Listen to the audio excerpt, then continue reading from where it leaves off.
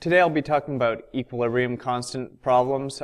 So the first part here, this part that says if KQ equals 1, if KQ is much greater than 1, or if KQ is much less than 1, that is from the set of notes that we had on equilibrium, so those intro notes that we gave.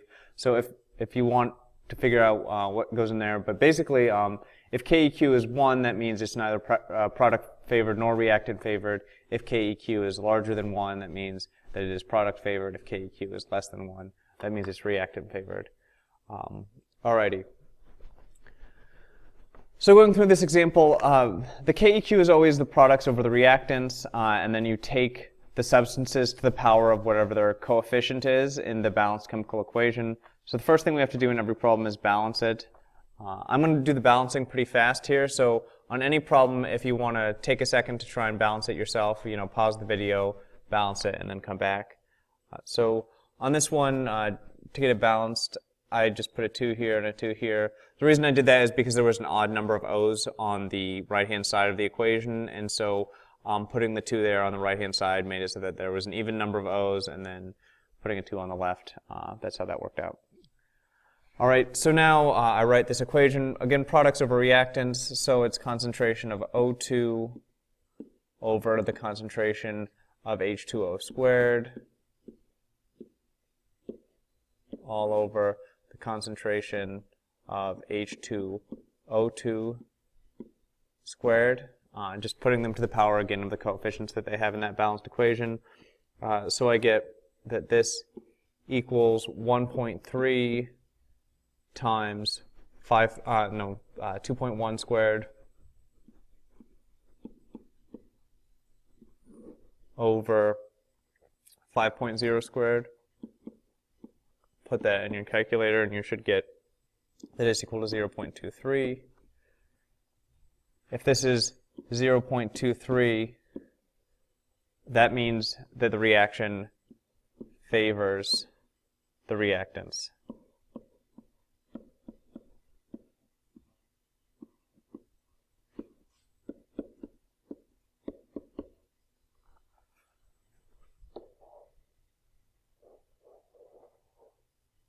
Okay, problem number 1 here.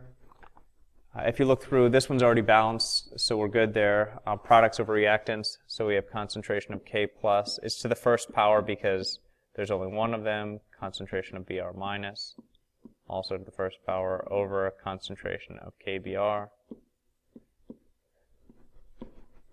Plugging numbers in there, we get 0.88 times 0.54,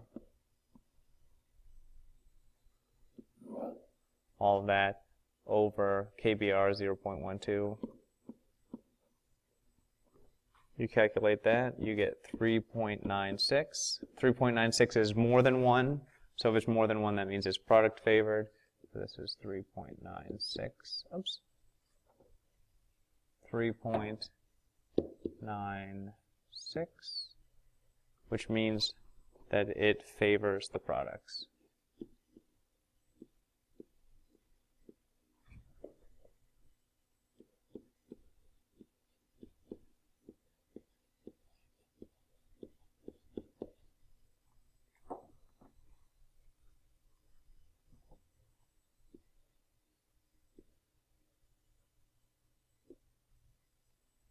All right, on to problem number 2. To balance this one, the first thing I do is we've got 4 carbons on the left, so I'll put 4 here. Hydrogens, there are 10, so I'd put a 5 here. But then you realize this weird thing happens with the oxygens. There's an odd number of oxygens on the right. There's only O2 on the left. So what we end up having to do is double all of these coefficients that we have so far. So I make this a 2, a 10, and an 8. And then you should see we need 13 O2s there to get it to work. So then we get, for our KQ on this problem, it equals concentration of H2O to the 10th times concentration of CO2 to the 8th over concentration of O2 to the 13th. we left out the C4H10 here because it was a liquid, and in KEQ equations you only include gaseous substances and aqueous substances. So we go through here, plug the numbers in. H2O, that's 0.0047.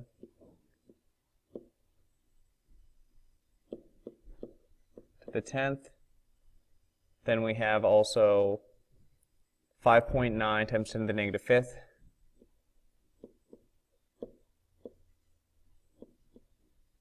And that is to the 8th. And that's divided by 0.00003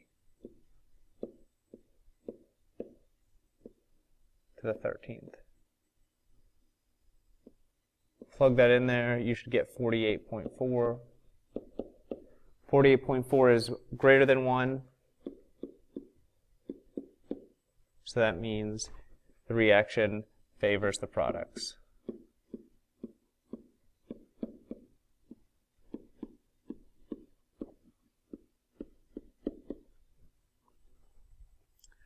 This next one's actually quite easy. So to balance it, let's see, to balance it here, we just have to throw a 2 in front of this H2O. Alright, then everything looks good in terms of balancing. And then if you look, everything's solid and liquid except for the concentration of H2 here. So then we get just that the KEQ equals the concentration of H2. And if there's no reactants, I just say over 1, which equals 4 over 1, which equals 4. And so this one's pretty straightforward then. So if the KEQ is 4, that means that it is product favored again, so the reaction favors the products.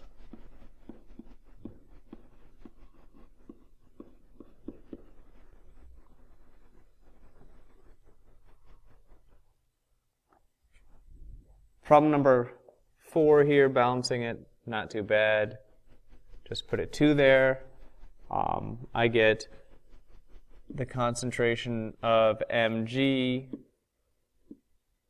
times the concentration of C2H3O2 minus squared over the concentration of Mg C2H3O2 2 squared. Okay, that equals 1.2 times 2.34 squared over 36.6 squared. Oh no, this is just the first power. There's no 2 as a coefficient there. Alright, you go through, calculate that. You should get 0.18.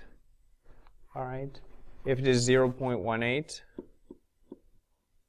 that tells us that the reaction is favoring the reactants.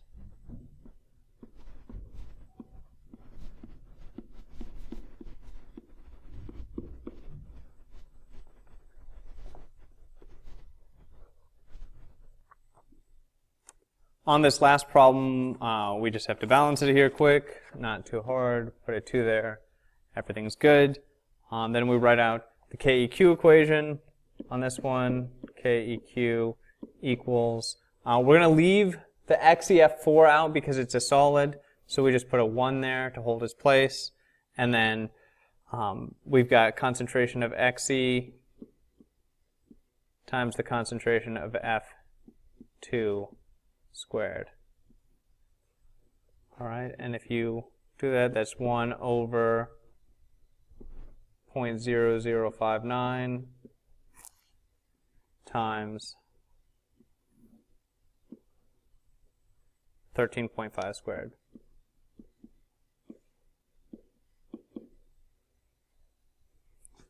That equals 0.93. Okay, and so 0.93 is actually quite close to 1. It's less than 1 still, so we're going to say that it is reactant favored, but it's only slightly reactant favored. So I'm going to say slightly favors reactants just because it's so close to 1.